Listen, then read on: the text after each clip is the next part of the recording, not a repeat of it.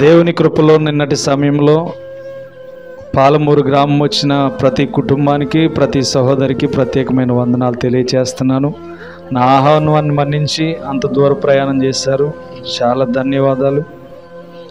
కూడి వచ్చిన మీ అందరికి కూడా వందనాలు. చిన్న వాక్యాన్ని చదువుకుని ముందుకు వెళ్ళిపోదాం. ఏమాత్రం ఆలస్యం చేయొద్దు, ఎందుకంటే రేపటి దినాన పగల ఉంది, రేపు నైట్ కూడా మనకి ప్రోగ్రాలు ఉన్నాయి కనుక వాక్యాన్ని చదువుకుని ముందుకు వెళ్ళిపోతాం. 6వ వచనం చూద్దాం.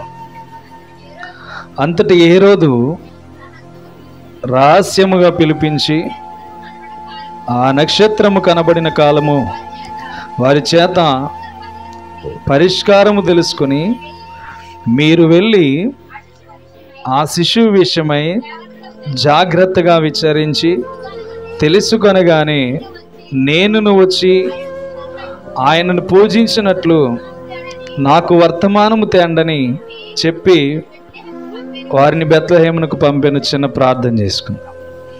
పరిశుద్ధుడా, ప్రేమగల తండ్రి, కృపగలిగిన దేవా, సర్వశక్తిమంతుడైన దేవా, నీకు వందనాలు. ఈ యొక్క సమయమందు తండ్రి వాక్యాన్ని విత్తుటకు నీవు ఇచ్చిన బలమును బట్టి స్తోత్రాలు. నీ చిత్తములో ప్రభా ఏదైతే ఉన్నదో నీ మహాకనికరమైన మేలు చేత మమ్మల్ని కాచి కాపాడి భద్రపరిచి నడిపించిన ఎన్నో వాక్యాలు వెంబడి తండ్రి ఎంతోమందిని బలపరుస్తూ నడిపిస్తూ నీ శక్తి కలిగిన మాటలను తండ్రి ఈ 2024 అంతటా అందిస్తూ ముందుకు నడిపించావు.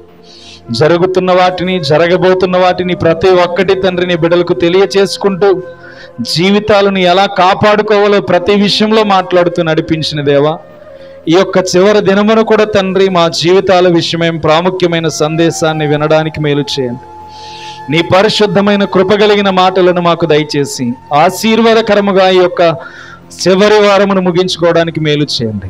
నీవే కృపలో ప్రతి ఒక్కరు వినికిడి వినిపించుండగా తండ్రి వారి జీవితాలు బాగుపడులాగిన ప్రతి మాట విడుదల చేసి నీ వాక్కు చేత సమృద్ధి గల జీవమును బిడలకు పంపించమని యేసుక్రీస్తు నామం పేరిట అడిగి వేడుకొనిచున్నాం తండ్రి, ఆమేన్. దేవుడు ఈ సంవత్సర కాలం అంతట్లో ఎన్నో చోట్లకు నడిపించాడు. ఎన్నో విషయాల్లో ప్రార్థన అవసరాల విషయంలో కూడా మేలులు చేస్తూ నన్ను ముందుకు నడిపించాడు.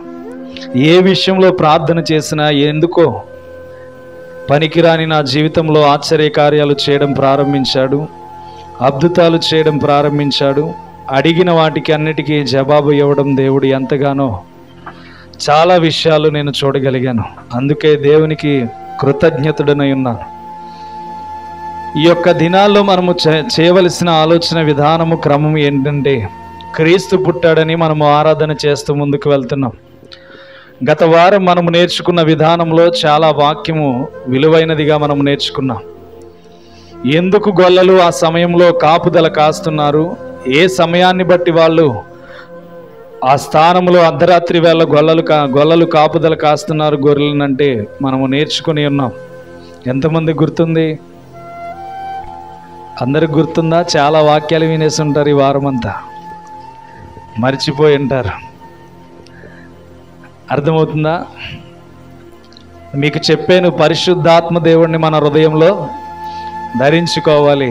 రెండవది మన దేహాన్ని కాపాడుకోవాలి, ప్రేమను మనము పంచాలి, చూపించాలి.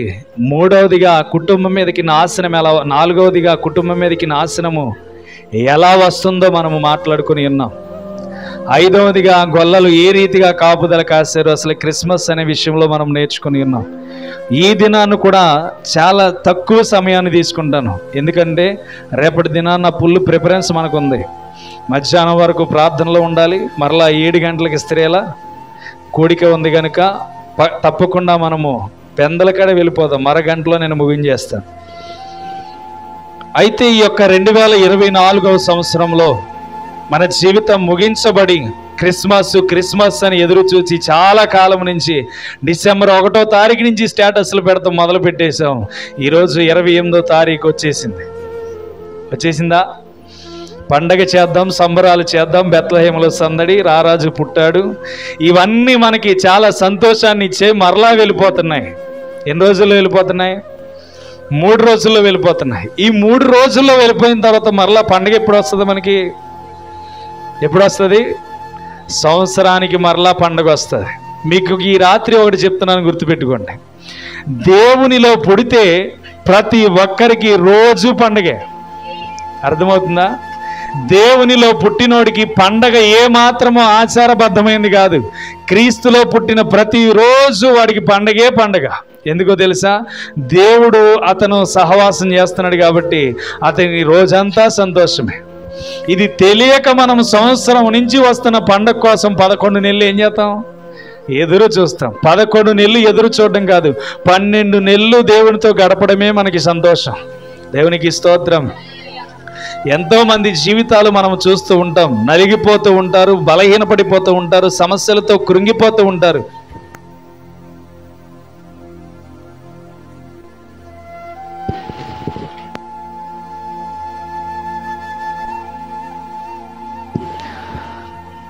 ఈ 12 నెలలు ఎంత ఆసక్తి కలిగి ఉంటామో అంత ఆసక్తి అంతా ఏమైపోతుందంటే కేవలం డిసెంబర్ 25 వస్తే అప్పుడే వచ్చేసింది ఏంటా అనుకుంటాం. అవునా? అప్పుడే 26 నైట్ అయిపోయింది ఏంటా అనుకుంటాం. రాత్రి పిల్లల పండుగ కూడా అయిపోయింది ఏంటా అనుకుంటాం. అవునా? రేపు తెల్లారైతే స్త్రీలది కూడా క్రిస్మస్ అయిపోద్ది. యథావిధిగా రోజు అనేది మన జీవితంలో నుంచి ఆగట్లేదు. దేవుడు ఏమన్నా పుట్టాడు కదా, మా ఊళ్ళో ఆరాధిస్తున్నారని 26 గంటలు ఏం పగలుంచట్లేదు కదా, అదే రోజు కంటిన్యూ అవుతుంది. కాబట్టి మనం ఏం నేర్చుకోవాలంటే, ఇక్కడ భయం కలుగుతుంది ఒక రాజుకి. ఎందుకు భయం కలుగుతుంది?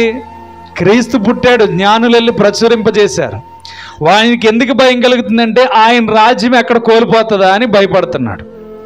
అవునా?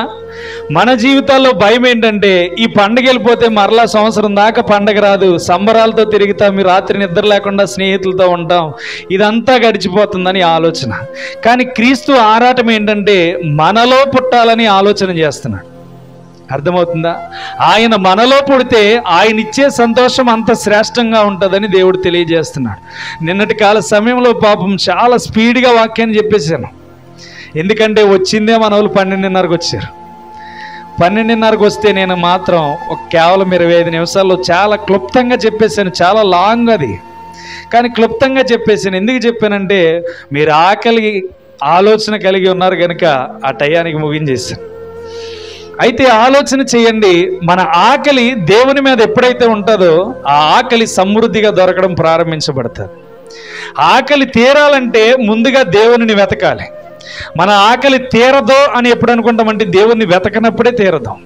అర్థమవుతుందా?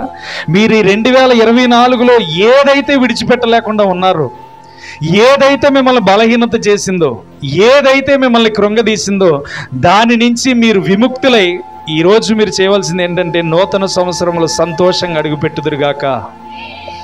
అర్థమవుతుందా? అడుగు పెట్టడం 3 రోజులు మాత్రమే ఉంది. నువ్వు ఆపగలుగుతావా? 25 రావద్దు 2024 ఉండని ఆపగలుగుతావా? దేవుని వాక్యం సెలవిస్తున్న మాటలు ఏంటంటే చాలా అమృతమైన మాటలు. ఆయన చెప్పే విధానంలో జ్ఞానం ఉంటుంది. ఆయన మాట్లాడే వాక్యంలో లోతైన మర్మాలు ఉంటాయని కీర్తనకారుడు చెప్తున్నాడు. ఆయన మర్మాలను వెతకగలిగితేనే మనకి సత్యం అనేది బయలుపరచబడుతుంది. అవునా? అందుకనే సత్యాన్ని తెలియచేయడానికి పుట్టానని చెప్పాడు. ఏ వాక్యం నిన్న చదివించాను? ఏ వాక్యం చదివించాను అమ్మా? నిజమేనా? నిజమేనా? చూడమ్మా, యోహాను సువార్తే నువ్వు చెప్పింది నిజమేనా? 18:37 చూడండి. 18:37 చూడండి అమ్మా. అందుకు పిలాతు, నీవు రాజువా? ఆయనను అడుగగా యేసు, నీవన్నట్టు నేను రాజుని, సత్యమును గూర్చి సాక్ష్యమిచ్చుటకు నేను పుట్టి తిని. ఎందుకు పుట్టాడంట? సత్యమును గూర్చి సాక్ష్యమిచ్చడానికి దేవుడు పుట్టాడు. మనం ఎందుకు ఆరాధన చేస్తున్నాం? మన జీవితంలో సత్యం ఉందా చెప్పండి? యథార్థంగా ఈ 4 రోజులు ఆరాధన చేశానని చెప్పండి, గుండెల మీద చేసుకుని. యథార్థంగా దేవుని ఈ 4 రోజులు ఆరాధన చేశానని మీకు ఆలోచన ఉందా? విన్నారా సరిగ్గా దేవుని వాక్యాన్ని? అర్థమవుతుందా? అంటే దేవుడు దేనికి పుట్టాడంట? సత్యమును తెలియపరచడానికి పుట్టానని క్లారిటీ ఇచ్చాడు యోహాను గారు. అంటే మనము సత్యాన్ని ఏం చేయాలి? ధరించుకోవాలి. సత్యము లేకుండా దేవుణ్ణి ఆరాధించవచ్చా? ఆరాధించిన వృధయ. అందుకనే అరగంట పైన ఇప్పుడు ఆరాధన ఎందుకు చేసామంటే ఈ 2024 వెళ్ళిపోతుంది, మరలా ఈ 24లో ఆరాధన చేయలేమని నా సంతోషాన్ని కూడా మీతో పాటు కొనసాగించేసాను అనమాట. కాబట్టి ఆత్మబలం ఎప్పుడు వస్తుందంటే నీలో శక్తి సత్యముగా మార్చబడినప్పుడే. అర్థమవుతుందా? నీ జీవితం సత్యం అనేది ఎప్పుడైతే పలకడం ప్రారంభించబడుతుందో ఆ సత్యము నేనేం చేస్తుందంటే స్వతంత్రుడిగా చేస్తుంది. కాబట్టి మనము ఏ రీతిగా క్రీస్తు పుట్టాడంటే సత్యమును మాత్రమే బయలుపరచడానికి ఈ లోకానికి వచ్చానని దేవుడు తెలియచేస్తున్నాడు. క్రిస్మస్లో ఉన్న సంబరాలు సంతోషాల గురించి దేవుడు రాలేదు, కానీ దేవుడు కేవలం మన జీవితాల్లో సత్యాన్ని తెలియపరచడానికి వచ్చాడు. కాబట్టి మనం ఏం చేయాలంటే సత్యమును మన జీవితాల్లో నిర్మించుకోవడం ప్రారంభించాలి. మన జీవితాల్లో ఆలోచన చేసిన వాక్యాన్ని చూస్తే 14:3 అంటాడు యోహాను సువార్తలోనే,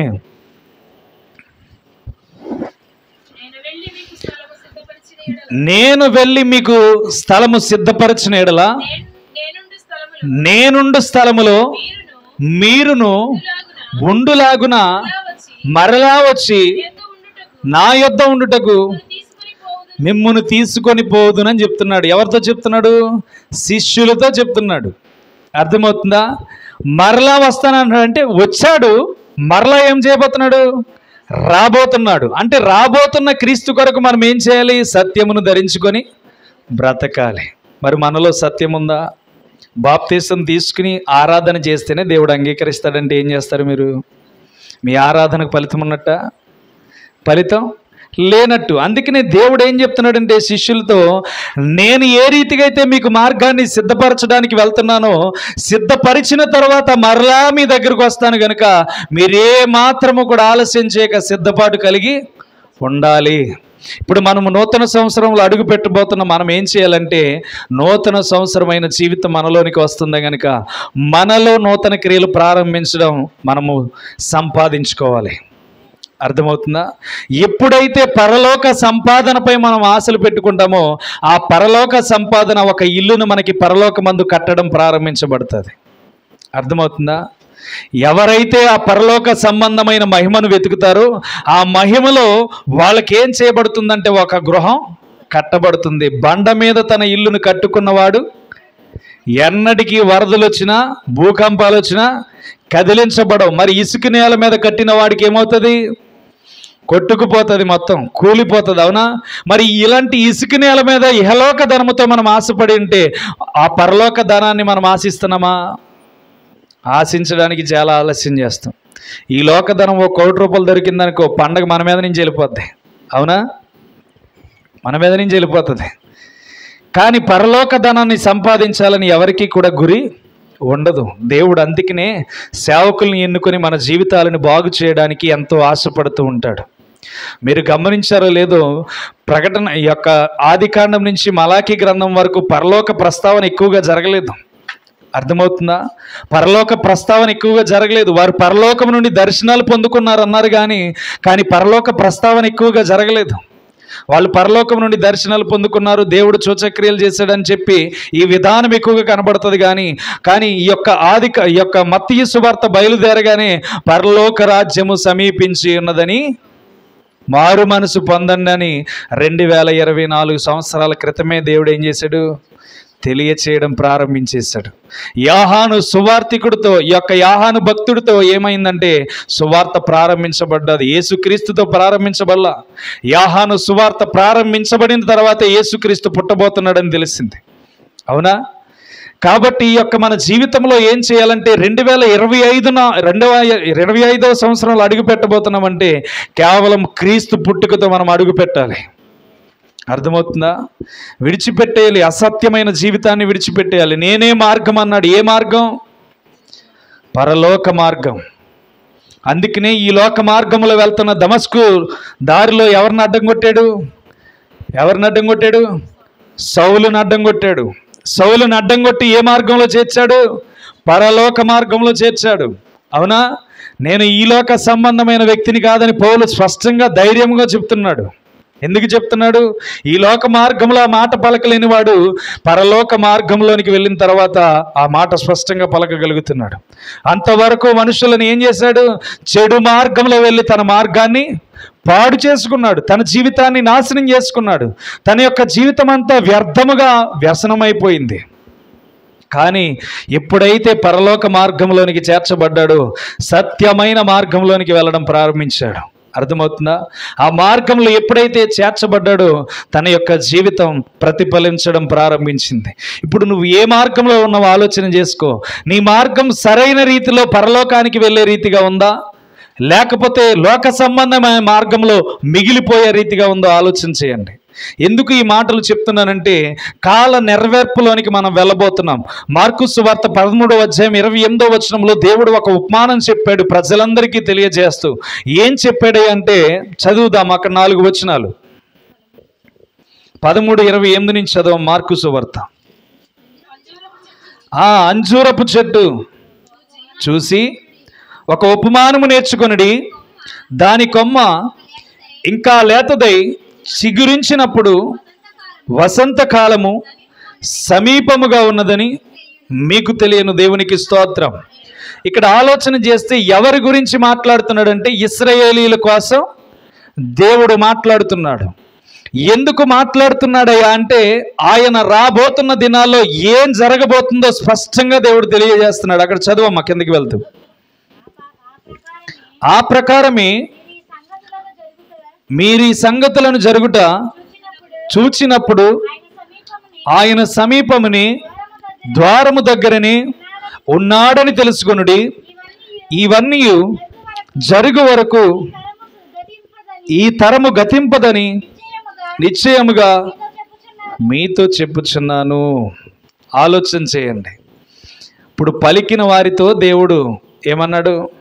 ఈ తరము గతింపదు అన్నాడా? ఇవన్నీ జరుగు వరకు ఈ తరము గతింపదు అన్నాడు. ఇప్పుడు ఆయన దగ్గర ఉన్న వాళ్ళు ఇంకే బ్రతికే ఉన్నారా? ఆలోచన చేయండి. వాక్యం మీరు మళ్ళా చదువుతారా? నేను చదువుతాను, చూడండి. ఆ ప్రకారమే మీరు ఈ సంగతులు జరుగుట చూచినప్పుడు ఆయన సమీపమునని ద్వారము దగ్గరనే ఉన్నాడని తెలుసుకొనుడి. ఇవన్నీ జరుగు వరకు ఇప్పుడు నివసిస్తున్న వారు గతింపరని నిశ్చయముగా మీతో చెప్పుచున్నాను. ఆకాశమును భూమియు గతించును గాని నా మాట గతింపదు. ఇప్పుడు ఆలోచన చేద్దాం. చెప్పిన వారి కోసం దేవుడు ఇంకా బ్రతికే ఉన్నారా? వాళ్ళు చెప్పాలి. బైబిల్ చాలాసార్లు చదివాం మనం. వాళ్ళు బ్రతికే ఉన్నారని చెప్తున్నాడా, లేకపోతే ఏ విషయాన్ని బట్టి అక్కడ ప్రస్తావన చేస్తున్నాడు? అమ్మా కాదు, మీకు చాలా స్పష్టంగా చెప్తాను, వినండి. ఇశ్రాయేలీయులందరూ ఎప్పుడైతే ఆ భూప్రాంతాన్ని విడిచిపెట్టి బయటికి వెళ్ళిపోయారో, వెళ్ళిపోయిన తర్వాత లేతదై చిగురించింది అన్నాడు కదా.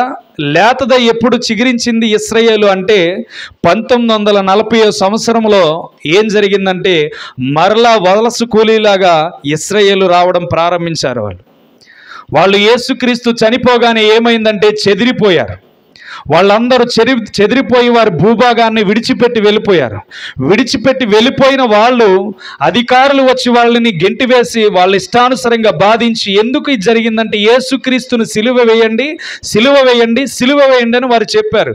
వాళ్ళు ఏమన్నారంటే సిలువ వేస్తూ, ఇది మా బిడ్డల మీదకిని మా మీదకిని వచ్చునుగాక ఈ శాపమని వారి మీద నింద వేసుకున్నారు. వేసుకున్న సమస్యను బట్టి వాళ్ళు ఏం చేయారంటే హీనమైన స్థితిలో బందీలైపోయి ఆ పట్టణము నుంచి ఏమైపోయారంటే బయటికి వెళ్ళిపోయారు.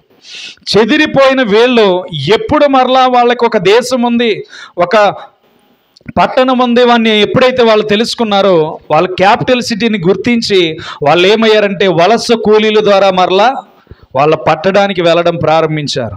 వాళ్ళకి క్యాపిటల్ సిటీగా 48వ సంవత్సరంలో మాకొక పట్టణం ఉంది అని గుర్తించుకున్నారు.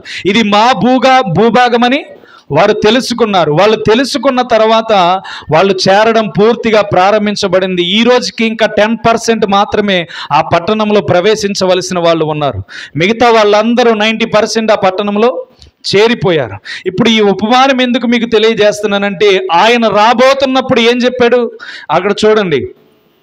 అంజూరపు చెట్టును చూచి ఒక ఉపమానము నేర్చుకొనిడి, దాని కొమ్మ ఇంకా లేతదై చిగురించినప్పుడు వసంతకాలము సమీపించి ఉన్నదని మీకు తెలియను. ఆ ప్రకారమే మీరు ఈ సంగతులను జరిగినప్పుడు, అక్కడ 30వ వచనములు అంటుంది, ఇవన్నీ జరుగు వరకు ఈ తరము గతింపదన్నాడు. తరం అనగా మీకు గత వారం చెప్పాను, ఎన్ని సంవత్సరాలు? 70, 80 సంవత్సరములను చెప్పాను. 48లో వాళ్ళకి ఒక క్యాపిటల్ సిటీ ఉందని వారు గుర్తించుకున్నారు. 48 నుంచి 24 వరకు లెక్కేస్తే ఎన్ని సంవత్సరాలు అయ్యింది? ఎవరికి రావట్లేదు లెక్క. 48 నుంచి ఇప్పటి వరకు లెక్క ఎంత అయిందో తెలుసా? 76 సంవత్సరాలు అయింది. అయిందా? అవును కాదమ్మా, నేనే మ్యాథ్స్లో వీక్ అంటే మీరు నాకంటే వీక్లా ఉన్నారు. ఎన్ని అయింది? 48లో నుంచి 50కి 2 కలుపుదాం. అయ్యో 2. 50 నుంచి 2000 వరకు ఒక 50 కలుపుకుందాం. ఎన్ని? 52. 52 నుంచి 24 ఎన్ని? 76. కరెక్టేనా? 76. దేవుడు చెప్పింది ఏమన్నాడంటే, ఇది గతించి ఈ చూసే వరకు ఈ తరము గతింపదు అన్నాడు. తరం అనగా దేవుని వాక్యం ఏం చెప్తుంది? 70, 80 సంవత్సరాలు అన్నది. కేవలం మనం ఉన్నదన్నది ఎంత? ఇంకా 4 సంవత్సరాలు ఉంది. మరి 4 సంవత్సరాల్లో క్రీస్తు వస్తున్నాడని గుర్తింపు ఉందా? ఆలోచన చేయండి. 4 సంవత్సరాల్లో దేవుడు వస్తాడని చెప్పాడా, లేకపోతే మామూలుగా ఏదైనా ఉపమానం? అది ఈ తరము గతింపదన్నాడు. తర్వాత మాట్లాడిన మాట ఏంటంటే, ఆకాశము భూమియు గతించును కానీ నా మాటలు గతింపవని స్పష్టంగా అక్కడ క్లారిటీ ఇచ్చేశాడు. కాబట్టి ఇప్పుడు జరుగుతున్న 76వ సంవత్సరంలో వాళ్ళ క్యాపిటల్ సిటీ ఉందని ఎప్పుడు తెలుసుకున్నారంటే 48లో తెలుసుకున్నారు. 48లో తెలుసుకున్న వాళ్ళు ఒక తరం ఇంకా గతింపలేదు. అంటే గతించడానికి ఇంకెన్ని సంవత్సరాలు ఉంది? 4 సంవత్సరాలు ఉంది. 4 సంవత్సరాలు గతించిన తర్వాత క్రీస్తు రాకడ ఉండొచ్చు అని బైబిల్ చెప్తుంది. మీకు క్లారిటీ వచ్చిందా? ఇంకెన్ని పుట్టినరోజులు చేత మనలో దేవుడు ఎప్పుడు పుట్టాలి మరి చెప్పాలి. ఎన్ని పుట్టినరోజులు చేయగలుగుతాం ఆ తరమును బట్టి? 4 సంవత్సరాలు చేద్దాం. అవునా? ఈ 4 సంవత్సరాలు చేసిన తర్వాత క్రీస్తు సమీపమనే ఉన్నాను అన్నాడు. వచ్చేత ఏం చేస్తాం? నాకే నికరం లేదు, మీకు నికరం ఉందా చెప్పండి. ఆలోచన చేయండి. ఎప్పుడైనా సరే వాక్యం మన జీవితంలో పడుతున్నప్పుడు దాన్ని శరీరానికి అలవర్చాలి. మీకు బాగా ఒకటి ఎక్స్ప్లెయిన్ చేయనా? 2000 డిసెంబర్ ఇదే టైంలో నేను అన్నాను, క్రొత్త మార్గముని నేను ఇంకొకటి చేయడానికి ఇష్టపడుతున్నాను అన్నాను. ఏంటో తెలుసా? అద్భుతాలు చేయడానికి దేవుని దగ్గర పోరాటం కలిగి ఉంటానని దేవుని సన్నిధిలో నిర్ణయాలు తీసుకున్నాను. ఇప్పుడు 2025లో అడుగు పెడుతున్నాను. మరి ఇంకే నిర్ణయం తీసుకోవాలంటారు? అర్థమవుతుందా? మనకి పొందుకోవడానికి బైబిల్ గ్రంథంలో బోల్డ్ అంత శక్తి ఉంది. పొందుకోవడానికి దేవుడు ఇచ్చిన ఉపమానాలు ఎన్నో ఉన్నాయి. దేవుడు చేసిన సూచక క్రియలు ఏమంటున్నాడంటే, మీరు నాకంటే భూలోకం అంతటి ఎక్కువ కార్యాలు చేయండి అన్నాడు. అవునా? మరి మనం ఏం చేస్తున్నాం? 2025 వచ్చేటప్పటికి మరలా క్రిస్మస్ అని బయలుదేరుతాం. ఏరా అంటే బిడ్డలకు బట్టలు కొనాలి, చక్కగా ఇంటికి రంగులు వేయాలి. అవునా? ఆ పాట నాకు నచ్చిన పాట ఏంటో తెలుసా? వచ్చింది క్రిస్మస్, వచ్చింది తెచ్చింది పండుగ, తెచ్చింది మన చీకటి బ్రతుకులలోనా ప్రభు యేసు జన్మించెను. అర్థమవుతుందా? ఈ పాటలో లిరిక్ చాలా అర్థవంతంగా రాశాడు. ఈ పాట నాకు చాలా ఇష్టం, ఎక్కువగా పాడుకుంటూ ఉంటాను. ఎందుకని? ఆ పాటలో ఒక అర్థం ఉంది. చీకటి అంటే చీకటి బ్రతుకైన మనది వెలుగులోనికి దేవుడు నడిపించాడు. కాబట్టి అలాంటి పాటలు మనము పాడొచ్చు. కానీ డీజే సాంగులు ఊపు నాకే వచ్చేస్తుంది కొడుతుంటే. అమ్మా, మరి ఆత్మపూర్ణుడై నేను గంతులేసేది ఏమంటారు? వీళ్ళతో పాటు సిగ్గులేదంటారు. అవునా? అంటే ఏ రీతిగా ఉందంటే పాటలు అర్థవంతంగా లేవు కానీ అవమానపరిచే రీతిగా దేవుణ్ణి ఉన్నాయి. అర్థమవుతుందా? ఈరోజు ఎలా అయిపోయిందంటే దేవుడు అవసరలొద్దు, మనలో సంతోషం ఉండి సరిపోద్ది. దేవుడు లేకుండా సంతోష గంతులు వేయడం ఎంత కరెక్ట్ ఆలోచన చేయండి. ఎవరిని అవమానపరుస్తున్నారమ్మా? మీరు ఎలాంటి పరిచర్య చేస్తున్నారో మీరు చూసారా? నేను వచ్చిన వాళ్ళు అందరూ చూశారు కదా ఎలాంటి పరిచర్య చేస్తున్నాను, ఏ ప్రాంతంలో పరిచర్య చేస్తున్నానో. మరి అలాంటి వారికి ఇంకెంత నేర్పించాలి? వాళ్ళు నన్ను అడుగుతారు, స్టార్ పెట్టలేదేంటి అయ్యగారు అంటారు, అదేంటి అయ్యగారు చెట్టు పెట్టలేదేంటి అయ్యగారు అంటారు, చెట్టు తేపోయావని ఆ స్ట్రీట్ అంటారు. ఇవన్నీ వాళ్ళకి ఎక్స్ప్లెయిన్ చేయాలంటే మనము చేస్తున్న వాటిని బట్టే వాళ్ళు కూడా అవి అడుగుతున్నారు. మనము నేర్పిస్తే అడుగుతారా? చెట్టు పుట్టిందంట 1993లో పుట్టిందంట, 1933లో పుట్టిందంట చెట్టు. ఫ్రాన్స్ వాళ్ళ దగ్గర ఎక్కువ డబ్బు ఉంటే క్రిస్మస్ని ఇంకా ఆడంబరాలు చేద్దామని ఒక స్ట్రీట్ పట్టుకెళ్ళి దాన్ని ఏర్పాటు చేసి పెట్టారంట. దాన్ని ఏం చేస్తున్నాం మనం కూడా పెట్టేస్తాం. స్టార్ ఎందుకు పెడుతున్నారంటే సమాధానం ఉండదు. అంటే కొంతమంది నిజంగా మానేశారు, దేవునికి స్తోత్రం, వాళ్ళ కుటుంబాలను దేవుడు గుర్తింపు చేస్తున్నాడు. అంటే ఎందుకు అని చెప్పిన దాని వాక్యాన్ని ఎప్పుడైతే అంగీకరిస్తారో అది దేవుని యొద్ద వాళ్ళ పేరును నిలబెడుతుంది. అర్థమవుతుందా? ప్రతి ఒక్కరి నీతి కార్యాలను గూర్చి బైబిల్ గ్రంథంలో రాయబడి ఉంటుందని చెప్పాడు. ఆయన గ్రంథంలో రాయబడి ఉంటుంది అన్నాడు ప్రకటన గ్రంథంలో. కాబట్టి వాక్యం విని దాన్ని ఎప్పుడైతే గ్రహించగలుగుతారో సత్యము మనల్ని ఏం చేస్తుంది? స్వతంత్రులుగా మారుస్తుంది. దేవుడు ఎందుకు పుట్టాడంటే సత్యమును తెలియపరచడానికి పుట్టానని చెప్తున్నాడు. మరి సత్యమును తెలియచేస్తానికి పుట్టిన దేవుడిని మనం ఆలస్యం చేయొచ్చా? దేవుడు చెప్పిన 76 సంవత్సరాలు అయిపోయినాయి. ఏమన్నాడు? ఈ తరం గతింపదు అన్నాడు. 76 సంవత్సరాలు అయిపోయినాయి, ఇంకెన్ని సంవత్సరాలు ఉన్నాయి? 4 సంవత్సరాలు. ఆలస్యం ఎందుకు చేస్తున్నాడే అంటే మన ఉద్దేశాలను సఫలపరచడానికి. బాగా ఈ మధ్యకాలంలో నేర్చుకున్నది ఏంటంటే రాత్రికాల సమయంలో దేవుడు అసలు నిద్ర ఉంచట్లా, మెలకువని చేస్తున్నాడు. ఎక్కువగా ప్రార్థన చేయి అని ఎక్కువ ప్రేరేపిస్తున్నాడు. ఎందుకో నాకైతే తెలియదు కానీ లేచి ఎక్కువగా ప్రార్థన చేస్తున్నా. ఎందుకు అని అంటే నాకు తెలియదు. దేవుని దగ్గర పొందుకోవలసిన శక్తి ఇంకా ఎంత ఉందో నాకు తెలియదు కానీ దేవుడు మెలకువనిస్తున్నారు. మీరు కూడా మెలకువ కలిగి జీవించడానికి చాలా ప్రాముఖ్యమైన దినాలు. అర్థమవుతుందా? దేవుని వాక్యం చెప్పినట్లుగానే ఈరోజు గర్భిణీ స్త్రీలకు చాలా శ్రమ కలుగుతుంది. గర్భిణీ స్త్రీలు వేదన పడుతున్నారు. పసిగొందులు చాలా చిచ్చర బెడిగిల్లా వాళ్ళు ఉండవలసిన స్థితిలో వేదాల పాలు పడిపోతున్నారు. ఈరోజు దేనికి జరుగుతున్నాయి ఇవన్నంటే అంత్యకాలంలో సూచనలు స్పష్టంగా దేవుడు తెలియజేశాడు. ప్రతిరోజు ఎక్కడో చోట భూకంపం జరుగుతుంది అంటున్నారు, ప్రతి చోట ఎక్కడో చోట ఏదో అన్యాయం జరుగుతుంది అంటున్నారు. ఇవన్నీ కేవలం ఏంటంటే నేను వచ్చే సమయంలో స్పష్టంగా మీ కళ్ళకు కనబడినట్టు దేవుడు చూపిస్తానన్నాడు. చూపించిన రీతిగానే అన్నీ జరిగిపోతున్నాయి. నాకెందుకులే అని నిర్లక్ష్యం చేయొద్దు. సత్యం అనే విషయాన్ని దేవుడు తెలియజేయడానికి వచ్చాడు కనుక ఆ సత్యం అనే మార్గంలో మనం ముందుకు నడవాలి. అర్థమవుతుందా? ఎందుకులే నా జీవితం అని ఆలోచించేద్దు. నాకు పండగ చేయాలని ఉంటుంది, నాకు కొత్త బట్టలు వేసుకోవాలని ఉంటుంది, కానీ దేవుని కొరకు ఈ లోకాన్ని విడిచిపెడితేనే ఆ లోకం అనేది మనకి సంపాదనలో దొరుకుతుంది. అర్థమవుతుందా? ఇంటికి రంగులు కాదని పాట పాడాడు, గొప్పగా పాడాడు ఆడేవడం. అర్థమవుతుందా? కాబట్టి మన జీవితాల్లో కూడా మన జీవితంలో క్రీస్తును ధరించుకోవడానికి ప్రయాసపడాలి. ఈ 2024 సంవత్సరంలో నువ్వు దేనిలో బందీవైపోయావో దాని నుంచి విడుదల రావడానికి దేవుడు ఇంకా 3 రోజులు ఉంచాడు. దానిలో నుంచి బయటికి తీసుకురావడానికి దేవుడు నీకు 3 రోజులు సమయం ఉంచాడు. ఈ 3 రోజుల్లో నువ్వు చేయవలసిన ప్రయత్నం ఏంటంటే వాటన్నిటిని విడిచిపెట్టి బయటికి రావడానికి ప్రయత్నం చేయాలి.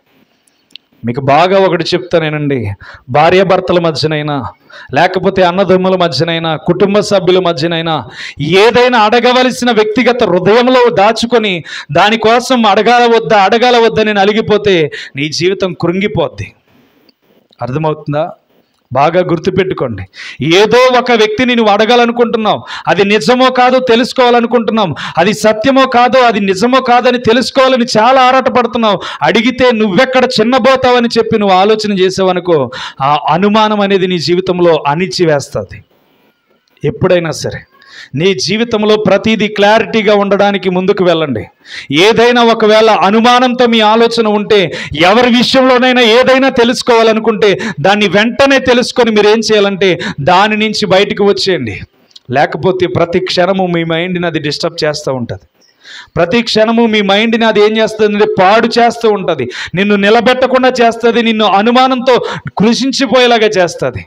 కాబట్టి అలాంటి అనుమానాలు ఏమైనా ఉంటే ఈ 3 రోజుల్లో ఏమైనా అడగాలని అనుకుంటే అడిగేసి వాటి నుంచి విముక్తి పొంది మీరు సత్యమైన మార్గంలో నడవడానికి ప్రయత్నం చేయండి. అర్థమవుతుందా? ఈ యొక్క 3 దినాల్లో మనము నూతన సంవత్సరంలో అడుగు పెట్టబోతున్నామంటే నూతనమైన రెక్కలు కట్టుకుని దేవుడు ఎగరడానికి ఎదురు చూస్తున్నాడు మన జీవితాల్లో. మనము ఎగరడానికి దేవునికి అనుకూలమైన సమయం ఇస్తున్నామా? ఆలోచన చేయండి. తిమోతి అంటున్నాడు, 2వ తిమోతి 2వ అధ్యాయం 15వ వచనం చూడండి. 2వ తిమోతి 2వ అధ్యాయం 15వ వచనం చూడండి.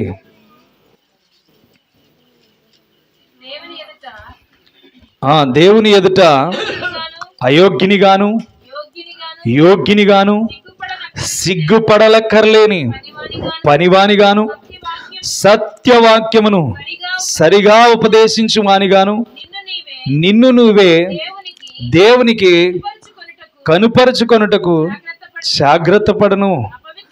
అపవిత్రమైన వట్టి మాటలకు విముఖుడవై ఉండుము.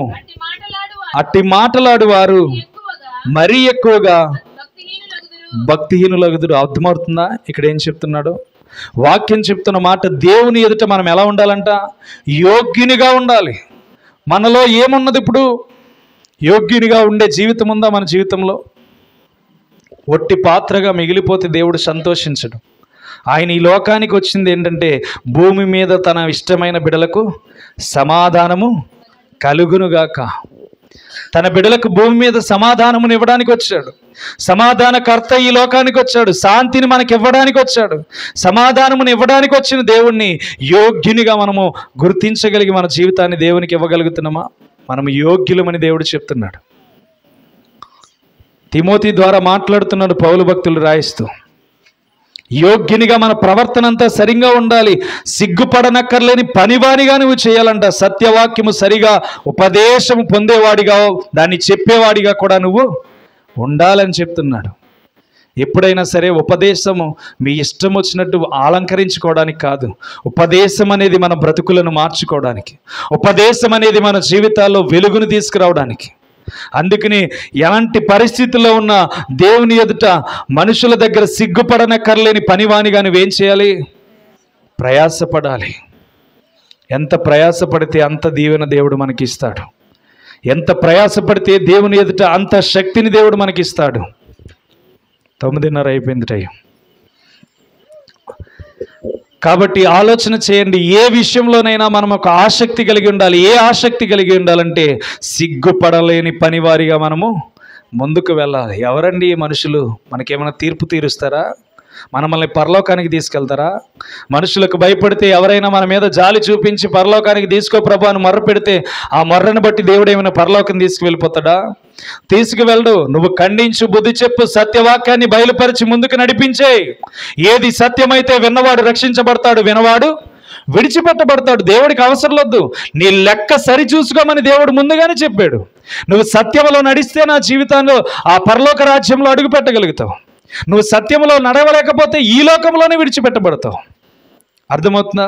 సత్యము నిన్ను స్వతంత్రులుగా చేస్తుందని దేవుడు ఎందుకు చెప్పాడంటే, నీ జీవితంలో సత్యం అనేది నిలబడాలి. ఈరోజు ప్రజలకు నేర్పించవలసింది అదే. మన వాళ్ళు చేస్తున్న విషయాలను బట్టే అన్యులతో నేను చెప్పలేని సమాధానాలు చాలా మిగిలిపోతున్నాయి. మనము సరిగ్గా బ్రతకకపోవడం బట్టే మన అన్యులు కూడా వాళ్ళ జీవితాల్లో అదే కరెక్ట్ అని ఆలోచన చేస్తున్నారు. అదే మనము సత్యమును నేర్పిస్తే ఏమవుతుంది? వాళ్ళు కూడా సత్యం అంటే తెలుస్తుంది. మీ ఎదురుగానే 3 స్త్రీలు వచ్చి వాళ్ళు ఏమంటున్నారు తెలుసా? మా భర్తలు సరిగ్గా లేరు, వాళ్ళు మారు మనసు పొందాలి, మేము రక్షణలోనికి రావాలని ఇష్టపడుతున్నాం, కానీ వాళ్ళ ఆజ్ఞ లేకుండా మేము బాప్తీసం తీసుకుంటే మమ్మల్ని ఒప్పుకోరని చెప్పి 3 స్త్రీలు బాధపడుతున్నారు నిన్నటి కాల సమయంలో. అంటే అన్యులకి ఎంత ప్రేరేపణ కలుగుతుందంటే, వాళ్ళ జీవితాలను బాగు చేసుకొని విగ్రహాల పూజలు చేస్తున్న వాళ్ళే దేవునిలోనికి వచ్చి బాప్తీసం పొందాలి, మా భర్తలు కూడా మారాలని ప్రార్థన చేయమని కోరుతుంటే, ఈరోజు క్రీస్తు అంటే తెలిసిన మనమే దేవునికి అవకాశం ఇవ్వలేకపోతున్నాం. క్రీస్తు అంటే తెలిసిన మనమే వ్యర్థమైన వాటిపైన దృష్టి పెట్టి మన జీవితాలను పాడు చేసుకుంటున్నాం. కానీ వాళ్ళకున్న భక్తి ఏంటో తెలుసా? మా భర్తలు మారాలని ఆరాటపడుతున్నారు. వాళ్ళు ఎంత పవిత్రంగా ఆరాధన చేస్తారో తెలుసు, ఎంత భక్తిగా ఉంటారో తెలుసా? ప్రార్థన మందిరానికి వస్తే అల్లరి చేయరు, నీట్గా కూర్చుంటారు, క్రమముగా కూర్చుంటారు. మనకి మాత్రం అల్లరితో కూడిన ఆటపాటలు అన్నీ మన జీవితాల్లో ఉంటాయి. కాబట్టి ఈరోజు దేవుడు మనకి తెలియజేసింది ఏంటంటే, సత్యమును మాత్రమే తెలియచేయడానికి ఏమయ్యాడైనా పుట్టి ఉన్నాడని వాక్యం సెలవిస్తుంది. కాబట్టి మనకి సమాధానం దొరకాలంటే ముందుగా మనము సమాధానకర్త అయిన దేవుణ్ణి వెతకడం ప్రారంభించాలి. సమాధానకర్త అయిన దేవుణ్ణి ఎప్పుడు వెతకడం ప్రారంభిస్తామో సంతోషంగా మన జీవితాల్ని వర్ధిల్లింప చేయడానికి దేవుడు ఇష్టపడతాడు. మన జీవితాలు ఎందుకు వర్ధిల్లట్లేదు? ఈ 2024లో ఎందుకు మన జీవితం ప్రతిఫలింప చేయలేదు? మన జీవితం ఎందుకు ప్రత్యేకంగా ఏర్పాటు అవ్వలేదు? కేవలం విని వెళ్ళిపోవడం వలన మాత్రమే మన జీవితాలు ప్రతిఫలింప చేయడం లేదు. ఎప్పుడైతే విన్న వాక్యాన్ని ప్రసిద్ధి చేస్తూ దేవుని గణపరచడం ప్రారంభిస్తామో దేవుడు తన ఉన్నతమైన కృపలో మనల్ని ఆశీర్వదించడం ప్రారంభిస్తాడు. అందుకనే దేవుని యొక్క వాక్యం సెలవిస్తుంది. ఏమని సెలవిస్తుందంటే, పక్షిరాజు వలె మీరు నూతన రెక్కలు కట్టుకుని పైకి పైకి ఎగరండి. మరి క్రొత్త సంవత్సరంలో ఎంతమంది ఎగరడానికి ఇష్టపడుతున్నారు? క్రొత్త సంవత్సరంలో ఎంత భక్తి కలిగి జీవించాలనుకుంటున్నారో ఆలోచన చేయండి. మీకు ఒకటే చెప్తున్నాను, 2025 చాలా భయంకరంగా ఉండబోతుందేమని కొన్ని సూచనలు కనబడుతున్నాయి. కాబట్టి ఆ భయంకరమైన రోజులు మనం భరించకుండా అనుభవించే శక్తి దేవుడిచ్చేలాగున, అనుభవించే బలము దేవుడిచ్చేలాగున, ఆ శక్తి నాకు కావాలి ప్రభు అని దేవుని దగ్గర మొర్రపెట్టులాగున మనము ప్రయాసపడాలి.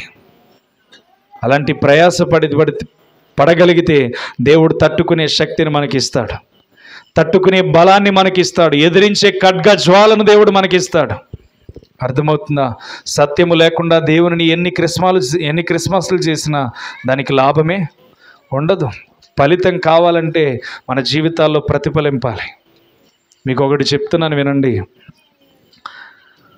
2024 అంతా ఒకటే జీతానికి పనిచేశాడు. ఒక 25,000 జీతానికి పనిచేశాడు అనుకోండి.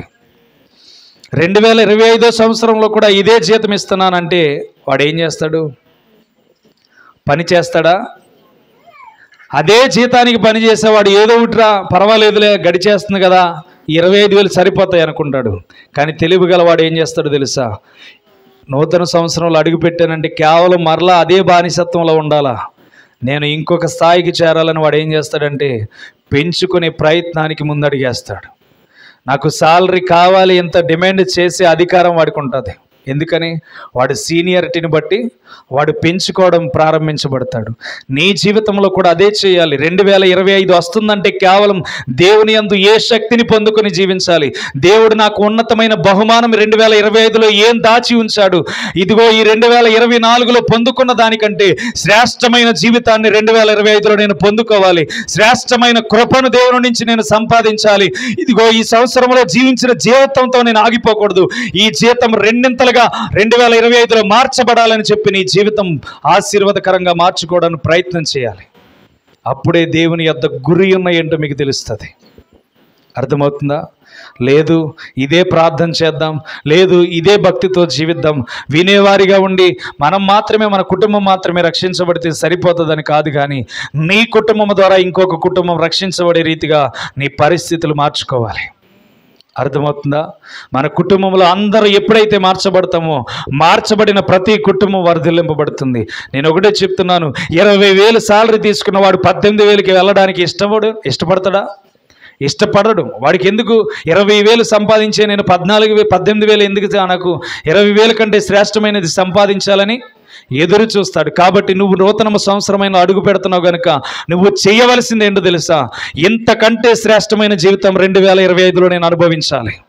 దేవుని కృప చేత 2025లో బహు ఉన్నతమైన కృపలో నా జీవితం వెలిగించబడాలి.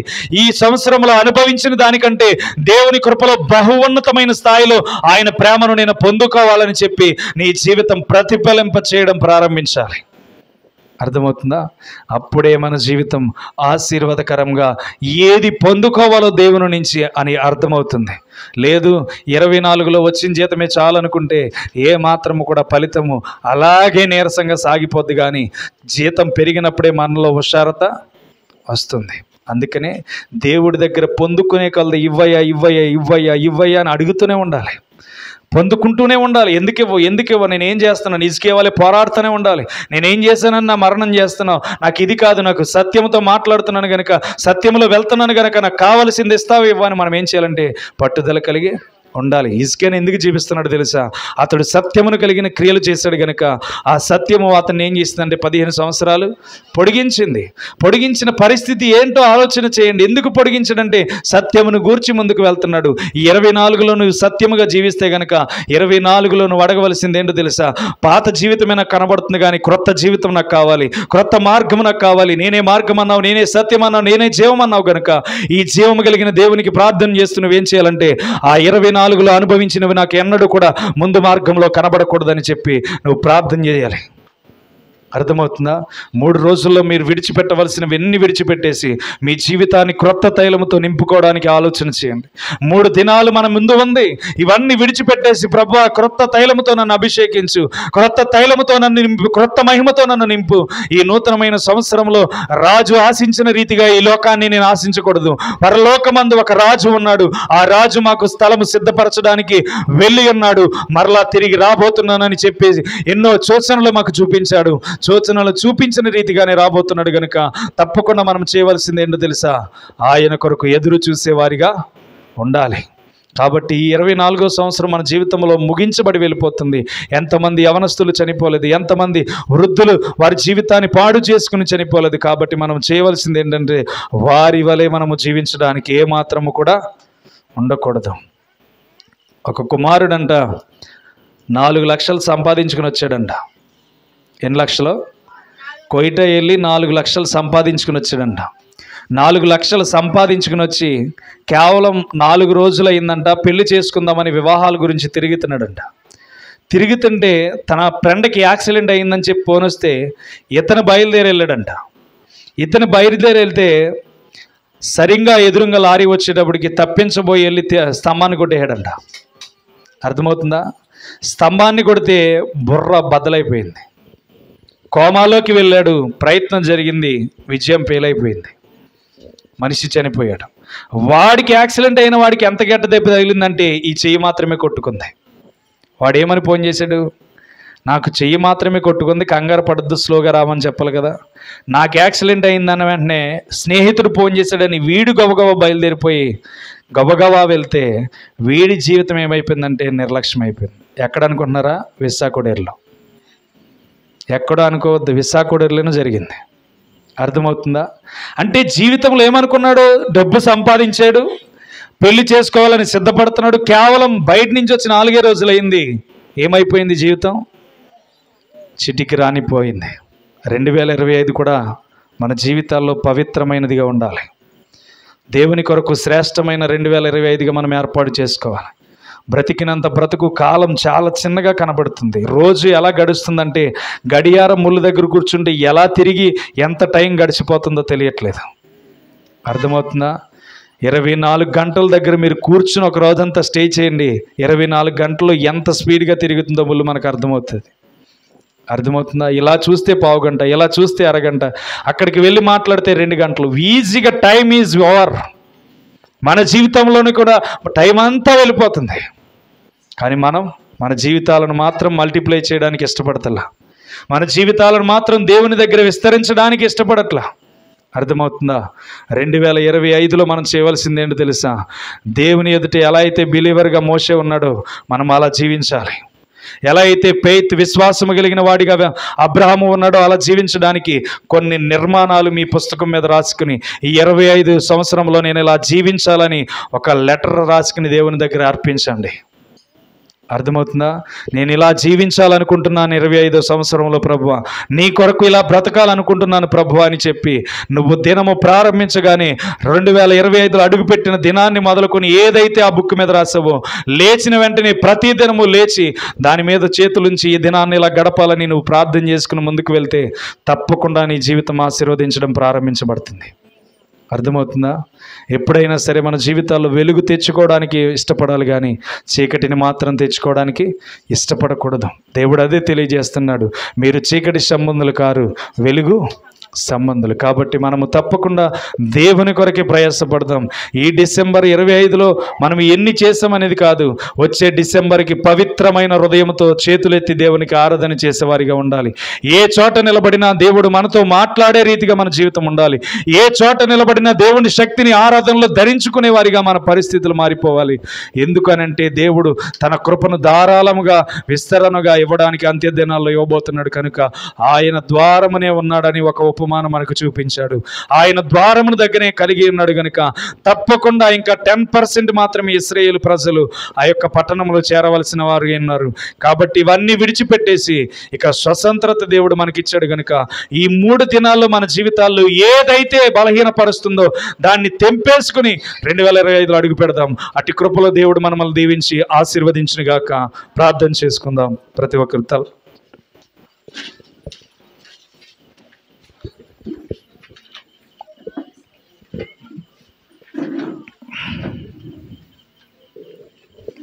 ప్రార్థన చేద్దాం. ప్రతి ఒక్కరు తలలు వంచి మీకు ఏదైతే ఆటంకాలుగా ఉందో అవన్నిటినీ ఈ 3 దినాల్లో క్లియర్ చేసుకోవడానికి ప్రయత్నం చేయండి.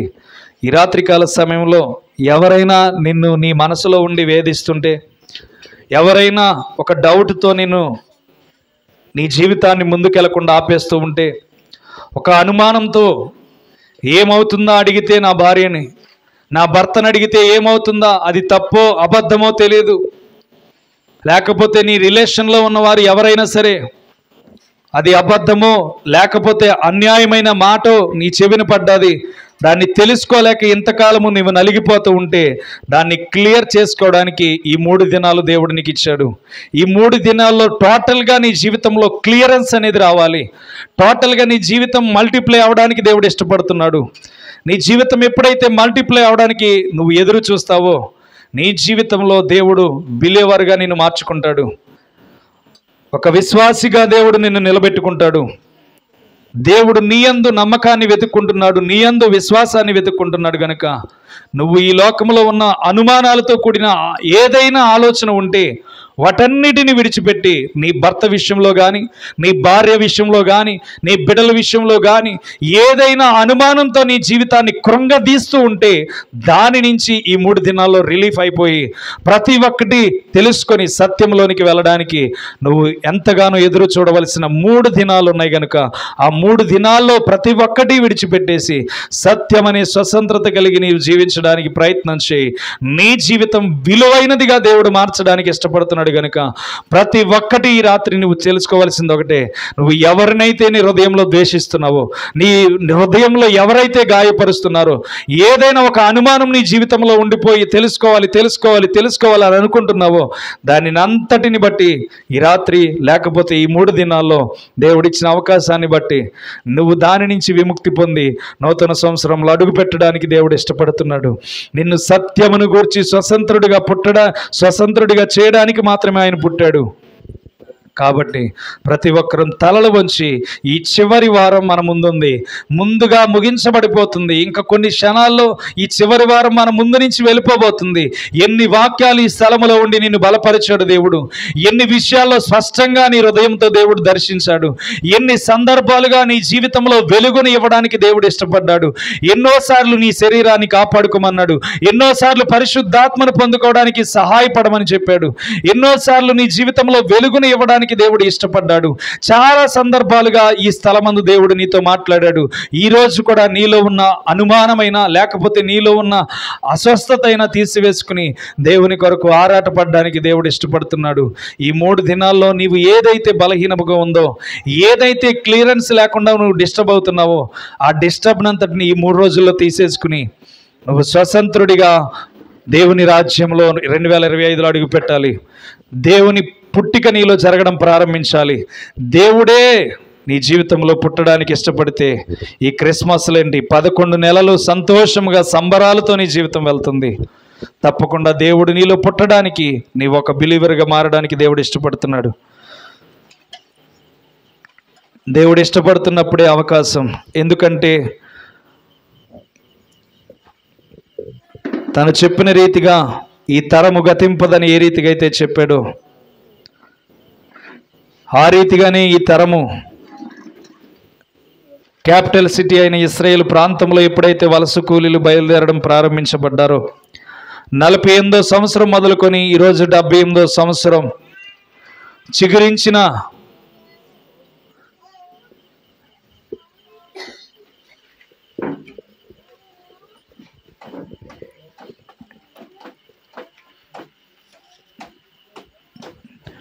చిగురించిన అంజూరపు చెట్టు వలె ఈరోజు మీకు దేవుడు తెలియజేస్తున్నది ఒకటే, ఏమో కేవలం 4 సంవత్సరాలే మన ముందుందేమో. దేవుడు తెలియజేస్తున్నవన్నీ జరుగుతున్నవి కదా, ఇవన్నీ జరిగినప్పుడు వెంటనే నేను రానని దేవుడు చెప్పాడు. మరి ఎప్పుడు వస్తాడనేది చెప్పలేదు. కానీ రాజ్యం మీదకి రాజ్యము లేస్తున్నప్పుడు నేను వస్తాను అని చెప్పాడు. అవన్నీ జరుగుతాయి నేను వచ్చే ముందు అన్నాడు. అలాగే స్పష్టంగా దేవుడు తెలియజేస్తున్నాడు. ఈరోజు రాజ్యం మీదకి రాజ్యం ఎక్కడ మడితే అక్కడ యుద్ధాలు జరుగుతున్నాయి. నేను వచ్చే దినాల్లో భూకంపాలు జరుగుతాయి అన్నాడు. స్పష్టంగా క్లారిటీగా కనబడుతుంది. విజయవాడ పట్టణంలో కూడా భూకంపం వచ్చినట్టుగా జరుగుతుంది. ఎక్కడెక్కడో ఇంతకాలమో మనం ఆలోచన చేస్తే దేవుడు అడుగు పెట్టే ముందు ఒక కొండ రెండుగా చీల్చబడుతుందని చెప్పాడు. అది రెండుగా చీల్చబడడం కొద్ది కొద్దిగా గమనిస్తున్నాం. ఎక్కడికి వెళ్తుంది కాలం? గుమ్మము దగ్గరున్న దేవుడు త్వరలో రానయ్యున్నాడు. ఇక నీ జీవితంలో మార్పు లేకపోతే, నీ జీవితంలో ఒక ఫెయిత్, విశ్వాసం అనేది లేకపోతే, ఒక బిలీవర్గా దేవుడి దగ్గర కనబడకపోతే నువ్వు నేను కూడా విడిచిపెట్టబడతాం. జాగ్రత్త, ఈ లోకముతోనే మన జీవితం అంతమవదు. ఆత్మను అనుగ్రహించిన దేవుడు మరలా తన ఆత్మను తీసుకోబోతున్నాడు. అది ఏ రీతిగా తీసుకోబోతున్నాడో ఆలోచన చేయండి. పాపముతో ఆత్మ వెళ్తే నరకానికి వెళ్ళిపోతుంది. నీతిగా జీవించి సత్యమును తెలుసుకొని దేవునిని ఆరాధిస్తే అది దేవుని యొద్దకు ఉన్నతమైన కృపలో ఆయన ప్రక్కన వారసులుగా నిలబెట్టడానికి ఇష్టపడతాడు. కాబట్టి ఈరోజు వారసులుగా మనం మారిపోదాం. 2025 మన కళ్ళ ముందు ఉంది. అంజూరపు చెట్టు చిగిరించి ఆల్రెడీ 76 సంవత్సరాలు అయిపోతుంది. ఇక 4 సంవత్సరాలు మాత్రమే ఉందేమో. అవన్నీ వద్దు. రేపటి దినం మందో కాదో ఆలోచన చేయండి. 2025లో అడుగు పెడుతున్నామంటే కేవలం దేవుని కృప వలన మాత్రమే. తప్పకుండా మనము మన జీవితాలను బాగు చేసుకుందాం. నీతో పాటు ఎవరు రారు. నీ భర్త రాడు, నీ పిల్లలు రారు, నీ బిడ్డలు రారు, నీ కుటుంబంలో ఉన్న బంధువర్గం రారు. కేవలం నీ ఆత్మ మాత్రమే పరలోక రాజ్యంలోకి వెళ్తుంది. నీ కుటుంబం అంతా రక్షించబడితే ఆ లోక రాజ్యంలో చేర్చబడుతుంది. నలిగిపోతున్న నీ బ్రతుకు ఇప్పుడే విడుదల పొందుకోవడానికి దేవుడు ఇంకా 3 రోజుల గడియ నీ దగ్గర ఉంచాడు. ఇక 72 గంటలు నీ జీవితంలో ఉంది. ఈ 72 గంటల్లో ఎవరితో సమాధాన పడాలో, ఎవరి జీవితంతో శాంతి కలిగి మాట్లాడాలో, ఎవరిని నీ హృదయంలో ద్వేషించుకుంటూ పైకి నార్మల్గా మాట్లాడుతూ వారి ఎడల నీ జీవితంలో ఏదైతే ద్వేషపూరితమైన హృదయంతో నలిగిపోతున్నావో వాళ్లతో ఈ 72 గంటల్లో సమాధానపడు. ఈ 72 గంటల్లో వాళ్లతో నీవు సమాధానపడి క్రొత్త మలుపైన జీవితాన్ని పొందుకోవడానికి జనవరి 1వ తారీఖు నీ కోసం ఎదురు చూస్తుంది.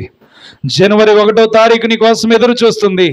క్రొత్త మలుపులతో, క్రొత్త రంగులతో నీ జీవితం పరలోకమందున్న దేవుడు నీ హృదయంలో పెట్టి ముందుకు వెళ్ళడానికి కేవలం 72 గంటలు మాత్రమే ఉంది. ఇంకా కాల గడియలు చాలా ఉన్నాయి. కానీ నీ జీవితాన్ని దేవుని ఎదుట నిలబెట్టుకోవడానికి, సత్యమైన మార్గంలో నీవు జీవించడానికి కేవలం దేవుడు నువ్వు క్రీస్తు కొరకు బ్రతికే విధానంలో ఉండగలిగితే ఆ క్రీస్తుతో బ్రతకాలనుకుంటున్న నీ జీవితం వెలుగుమయముగా దేవుడు మార్చడానికి ఇష్టపడుతున్నాడు. కాబట్టి నువ్వు తప్పకుండా ఈ 3 రోజుల్లో నీ జీవితాన్ని విడిచిపెట్టి ఈ 72 గంటల్లో సమాధాన పడిపోండి. ఎవరితో సమాధాన పడలేకుండా ఉన్నారు. నువ్వు క్రీస్తుతో కూడా బ్రతకాలని ఇష్టపడితే, నువ్వు క్రీస్తుతో కూడా బ్రతకాలని ఇష్టపడితే, నువ్వు క్రీస్తుతో కూడా నలవాలని ఇష్టపడితే ఇక మాత్రం విడిచిపెట్టి బ్రతకండి. ప్రార్థన చేయబోతున్నాను.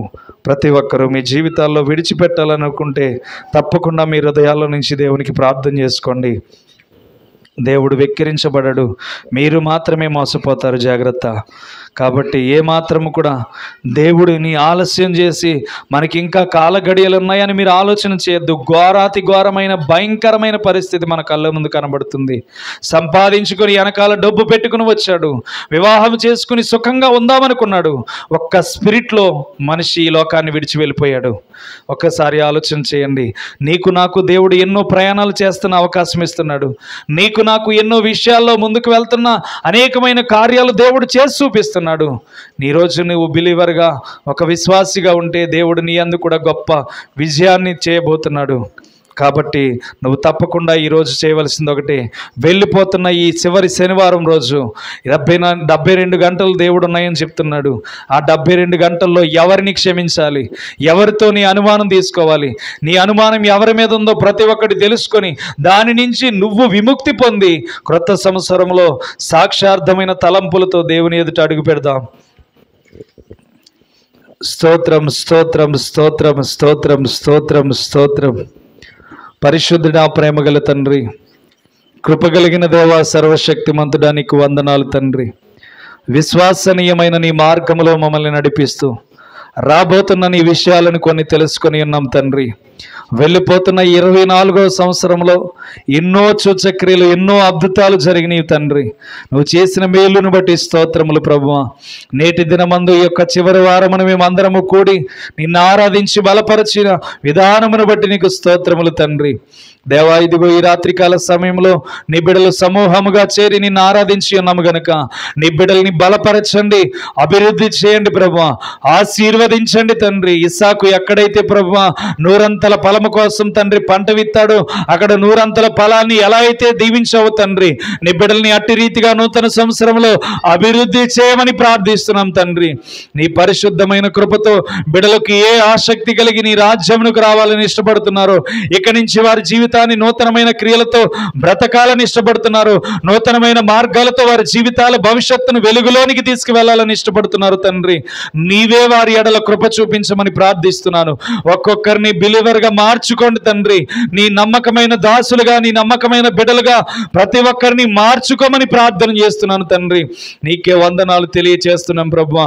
గడిచిన 24వ సంవత్సరం అంతటి తండ్రి ఇక 3 దినాలలో వెళ్ళిపోతుంది గనుక అయ్యా, ఇదిగో నీవు కాచి ఉంచిన మేలును బట్టి నీకు స్తోత్రాలు. నీవు కాచి ఉంచి ఎన్నో రహస్య కార్యాలు మా జీవితంలో చేసిన, భరించిన, మమ్మల్ని కాపాడినందుకు నీకు స్తోత్రాలు. దేవానికి వందనాలు తండ్రి. కృప చూపించండి, బలపరచండి, మేలు చేయండి తండ్రి. బిడ్డలు ఈ 3 రోజుల్లో ప్రభా, ఈ 72 గంటల్లో వారి జీవితాల్లో ఏదైతే లోటు ఉందో ప్రభా, ఏదైతే పొరపాటు ఉందో ప్రభా, ఏదైతే అవిధేయత కలిగించి వాళ్ళ జీవితాలను నాశనం చేస్తుందో వాటన్నిటి నుంచి బిడ్డలకు విముక్తి కలుగ చేయమని ప్రార్థిస్తున్నాను. వాటన్నిటిలో నుంచి బిడ్డలు సమాధాన పడడానికి మేలు చేయండి తండ్రి. వారిని కృంగదీసే బలహీనతను తెలుసుకొని వారు స్వతంత్రులుగా నూతన సంవత్సరంలో అడుగు పెట్టడానికి కృప చూపించండి ప్రభువా. నీవే దీవెనతో నింపండి. ఎన్నో బలహీనతలతో ఈ సంవత్సరం నడిచింది, ఎన్నో కృంగిపోతున్న వేదనలతో నడిచింది, అవమానమైన మాటలతో నడిచింది, అవమానకరమైన అసభ్యకరమైన కార్యాలతో మా జీవితాలు నడిచినవి తండ్రి. కానీ క్రొత్త సంవత్సరములు అడుగు పెట్టబోతున్న మేము క్రొత్త కార్యములతో ప్రభువా ప్రతి ఒక్కటి విజయాంచుల్లో చూడగలిగే భాగ్యాన్ని దయచేయండి. ప్రతి ఒక్కరూ విశ్వాసం ఉంచిన ప్రతి కార్యమును జరిగించండి ప్రభువా. దేవానికి వందనాలు తండ్రి. మేము గొప్ప వాళ్ళమేమీ కాదు ప్రభువా. ఈ సంవత్సరం అంతటా ఎన్నో చోట్ల పరిచర్య చేయడానికి అవకాశం ఇచ్చాం. ఎంతోమంది బిడ్డల్ని బలపరచడానికి అవకాశం ఇచ్చాం. ఎంతో యవనస్తులను తండ్రి, యవనస్తురాలని నీ యొద్దకు చేర్చడానికి అవకాశం ఇచ్చాం. ఎంతోమంది బిడ్డలను ధైర్యపరచడానికి నీ వాక్కు శక్తిని మా నోట ఉంచావు తండ్రి. దేవానికి వందనాలు తెలియచేస్తున్నాం తండ్రి. ప్రతి ఒక్కరిని పేరు పేరు చొప్పున దీవించి ఆశీర్వదించి బలపరచమని ప్రార్థిస్తున్నాము. నీ అద్భుతమైన కృపచేత ప్రతి కుటుంబాన్ని శాంతి సమాధానములను దయచేయండి తండ్రి. ఏ బిడ్డలైతే బలహీనముగా ఉన్నారో ఆ బలహీనతల నుంచి బిడ్డల్ని బయటికి తీసుకురండి ప్రభువా. నీవే కృపతో నింపి నడిపించి బలపరచమని ప్రార్థిస్తున్నాను. నీ దైవికమైన కృపచేత అడుగుపెట్టిన ప్రతి కుటుంబాన్ని పేరు పేరు చొప్పున దీవించి ఆశీర్వదించండి. అడుగుపెట్టిన ప్రతి బిడ్డలకి ప్రభువా ఈ యొక్క చివరి దినాన ఆశీర్వాదకరముగా తండ్రి వీళ్ళ కుటుంబాల మీదకి శాంతి దిగివచ్చునుగాకని ప్రార్థిస్తున్నాను. సమాధానము దిగివచ్చునుగాకని ప్రార్థిస్తున్నాను. నీ కృపచేత నింపి నడిపించి మేలుతో బలపరచమని ప్రార్థన చేస్తున్నాను. దేవానికి వందనాలు. ఇస్సాకు విత్తినప్పుడు పంట సమృద్ధిగా దొరికినప్పుడు వీరి కుటుంబాలకు దొరకాలి అయ్యా. ఇదిగో సమయాలు ఎదుగుతున్నప్పుడు ఎలా అయితే జ్ఞానముతో ఎదిగి ఉన్నాడు తండ్రి, వీళ్ళ బిడ్డలు సమాధానము కలిగి ఎదగాలి. నీ సన్నిధిలో బహుగా ఫలించడు వారిగా ఎదగాలి తండ్రి. వీరి జీవితాలు ముగించే టయానికి అయ్యా వీరు సత్యమందు ప్రతిష్ఠింపబడిన బిడ్డలుగా ఆశీర్వదించబడుదురుగా కని ప్రార్థిస్తున్నాను. దేవానికి వందనాలు తండ్రి. సంతోషముగా వీరి కుటుంబాల మీద దీవెన విడుదల చేశాను. సంతోషముగా వీరి కుటుంబాలను ఆశీర్వదిస్తున్నాను. ఈ రాత్రికాల సమయంలో అడుగుపెట్టిన ప్రతి బిడ్డల్ని పేరు పేరు చొప్పున దీవించి ఆశీర్వదించండి తండ్రి. వీరు చేస్తున్న జాబుల విషయంలో, వీరు చేస్తున్న స్టడీ విషయంలో, వెళుతున్న ప్రతి ప్రార్థన విషయంలో వీళ్ళు ఏదైతే పొందుకోవాలని తండ్రి ఎదురు చూస్తున్నారో నూతన సంవత్సరంలో నీ దయా కిరీటము చేత బిడ్డలు దీవించబడుదురుగాక. యేసుక్రీస్తు నామములో నీ కృప విడుదలవునుగాక. యేసుక్రీస్తు నామములో నూతన కార్యాలు చూచుదురుగాక. ఎడారి బ్రతుకులు వెలుగుమయముగా మార్చబడునుగాక. చీకటి బ్రతుకుల్లో నీ మహాకృప విడుదలవునుగాక. చీకటిలో సంచరించిన భయము లేకుండా ఎదురు వెలుదురుగాక. బిడ్డలందరినీ దీవించండి, ఆశీర్వదించండి. నువ్వు ఏ రీతిగా అయితే మీ సమాధానము ఏ కుటుంబం మీద విడిచి వెళ్తారో అక్కడ సమాధానమునిస్తానన్నావు గనుక వీళ్ళ కుటుంబాల్లో శాంతి సమాధానాలు దయచేయండి. కేవలం అడుగుపెట్టి ఉన్నారంటే ఒక బహుమతి దొరుకుతుందని గనుక ఆ బహుమతి ఈ రాత్రి ఇచ్చి పంపించుండగా తండ్రి, నీ కృపచేత 2025వ సంవత్సరంలో బిడ్డలందరూ బహుగా ఫలించబడుదురుగాక. ప్రతి ఒక్క చెట్టు అనేకమైన ఫలాలు కాయునుగాక. ప్రతి ఒక్క చెట్టు బలమైన వృక్షముగా మార్చబడునుగాక. ప్రతి చెట్టు అనేక మందికి నీడనిచ్చునుగాక. వీళ్ళ చేతులు దీవించబడునుగాక. వీళ్ళ విత్తే ప్రతి పంట ఆశీర్వదింపబడునుగాక. వీళ్ళ కోయి ప్రతి పంట నూరంతల ఫలము ఆశీర్వాదకరముగా మారునుగాక. వాళ్ళు ఎక్కడ విత్తినా దీవెనకరముగా మార్చబడుదురుగాక. వెలుపలకు వచ్చినప్పుడు దీవించబడుదురు, లోపలికి వచ్చినప్పుడు దీవించబడుదురుగాక. పరిశుద్ధాత్ముడా, నీవే తలగా నియమించిన బిడ్డలని తండ్రి, ఇక తోకగా ఆడుతున్న వాడి శక్తులన్నీ లయమైపోవునుగాక. వీరి కుటుంబాలు అభివృద్ధి పొందుదురుగాక. నూతన సంవత్సరంలో బహుబలమైన శక్తిని పొందుదురుగాక. నూతనమైన క్రియలు చూచుదురుగాక. నీ ఉన్నతమైన కృపలో బిడ్డలు భద్రపరచబడుదురుగాక. పరిశుద్ధుడా, దీవించండి, ఆశీర్వదించండి. విడుదల చేసిన ప్రతి ఒక్కటి సంతోషంతో వీరి కుటుంబాల మీదకి విడుదల చేశాము. 25వ సంవత్సరంలో బహు పంట కోయుదురుగాకని ప్రార్థిస్తున్నాను.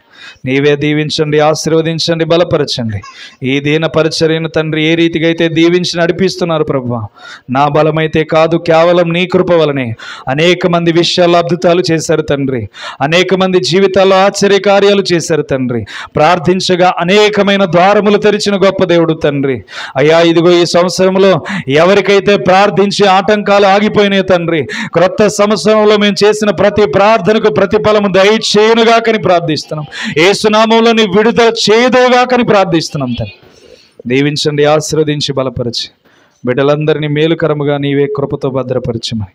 అయ్యా, నూతన సంవత్సరంలోని బిడ్డలకు ఏ రీతిగా అడుగుపెట్టాలో తెలియచేసిన విధానాన్ని బట్టి వీళ్ళు శాంతి సమాధానములతో అడుగుపెట్టి వీరి కుటుంబాలను అభివృద్ధి చేసుకునే రీతిగా, వీళ్ళ కుటుంబాలు విస్తరించే రీతిగా, వీళ్ళ కుటుంబాలు మహిమతో నింపబడే రీతిగా తండ్రి, లోకముతో ఇక పొత్తు పెట్టుకోకుండా పరలోక ఆశీర్వాదం పైన దృష్టి పెట్టుకుని బిడ్డలు జీవించే రీతిని, జీవించే మార్గములను కనుగొనే జ్ఞానము బిడ్డలకు దయచేయమని, వివేచన బిడ్డలందరికీ అనుగ్రహించమని పరిశుద్ధాత్మ కలిగిన నామంలో పరిచర్యలన్నిటిని దీవించి ఆశీర్వదించి జరగబోతున్న కార్యక్రమాలన్నిటికీ మీరు తోడుగా ఉండి రేపటి జరగబోతున్న స్త్రీల క్రిస్మస్ను దీవించి ఆశీర్వదించి క్రమముగా జరగడానికి, నీ నామానికి మహిమకరంగా జరగడానికి మేలు చేయమని, అధికారులందరినీ దీవించి ఆశీర్వదించి బలపరిచి మేలు చేయండి. శాంతి సమాధానాలు మా కుటుంబాలకి, అయ్యా చేరవచ్చిన ప్రతి కుటుంబాలకి, వినికిడిలో ఉన్న ప్రతి బిడ్డలను దీవించి ఆశీర్వదించి బలపరచమని యేసుక్రీస్తు నామం పేరట అడిగి వేడుకొనుచున్నాము తండ్రి, ఆమేన్. మన తండ్రి అయిన ప్రేమ కుమారుడైన యేసుక్రీస్తు కృపయు ఇప్పుడును ఎల్లప్పుడూ నీ విడుదల చేసిన ప్రతి వాగ్దానము 2025లో ప్రతి కుటుంబంలో నెరవేర్చబడునుగాక. ఆమేన్, ఆమేన్, ఆమేన్. అందరికీ వందనాలమ్మా.